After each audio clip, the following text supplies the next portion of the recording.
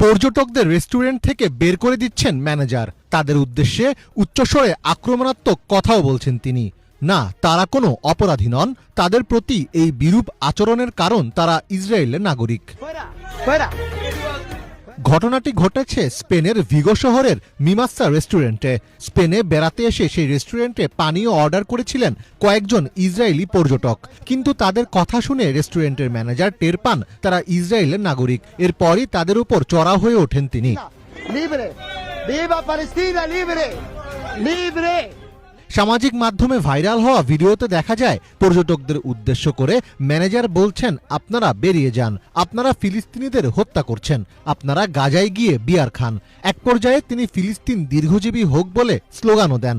এরপর সেই অর্ডার করা পানীয় রেখেই রেস্টুরেন্ট থেকে নিঃশব্দে বেরিয়ে যান ইসরায়েলিরা।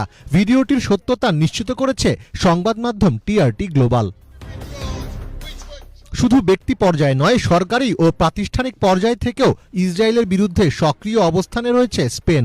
2023 সালে স্পেনের প্রধান শহরগুলোতে ফিলিস্তিনে ইসরায়েলের আগ্রাসনের প্রতিবাদে মিছিল শুরু হয়। তার পরের মাসেই স্পেন সরকার ঘোষণা দেয়, ইসরায়েলের জন্য নতুন কোনো অস্ত্র রপ্তানির লাইসেন্স অনুমোদন করা হবে না।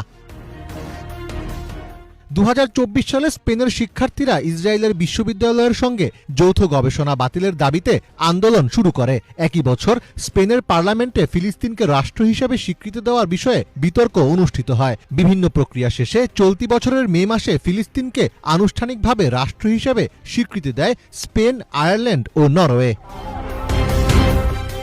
শুধু স্পেন নয়, ইসরায়েলের বিরুদ্ধে গুরুত্বপূর্ণ রাজনৈতিক, অর্থনৈতিক ও কূটনৈতিক পদক্ষেপ নিয়েছে ইউরোপের একাধিক দেশ। ইউরোপীয় ইউনিয়নের 17টি সদস্য রাষ্ট্র ইসরায়েলের সঙ্গে বিদ্যমান অ্যাসোসিয়েশন এগ্রিমেন্টের পুনর্মূল্যায়ন প্রক্রিয়া শুরু করেছে।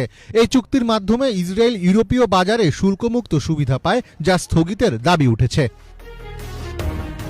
কিছু ইউরোপীয় রাষ্ট্র ইসরায়েলের সামরিক সরঞ্জাম ও প্রযুক্তি রপ্তানি বন্ধে উদ্যোগ নিয়েছে। ইতোমধ্যে বেলজিয়াম, ইতালি ও নেদারল্যান্ডস ইসরায়েলে অস্ত্র রপ্তানির লাইসেন্স স্থগিত করেছে। ইউরোপের অনেক বিশ্ববিদ্যালয় ও গবেষণা প্রতিষ্ঠান ইসরায়েলি প্রতিষ্ঠানের সঙ্গে সহযোগিতা স্থগিত করেছে। ছাত্র শিক্ষকদের বিক্ষোভে বহু বিশ্ববিদ্যালয় একাডেমিক বয়কট মেনে নিতে বাধ্য হচ্ছে। ইউরোপীয় আইন প্রণেতারা ইসরায়েলের বিরুদ্ধে আন্তর্জাতিক অপরাধ আদালত ও আন্তর্জাতিক বিচার আদালতে অভিযোগ জমা দেওয়ার আহ্বান জানিয়েছেন। ইসরায়েলের বিরুদ্ধে বহুজাতিক নিষেধাজ্ঞা ও বয়কট প্রচারণা চালাচ্ছে অ্যামনেস্টি, হিউম্যান রাইটস ওয়াচ সহ বিভিন্ন এনজিও ও মানবাধিকার সংস্থা। এছাড়া ইউরোপের অনেক শহরে ইসরায়েল বিরোধী অবস্থানে নিয়মিত বড় আকারে প্রতিবাদ মিছিল ও জনসমাবেশ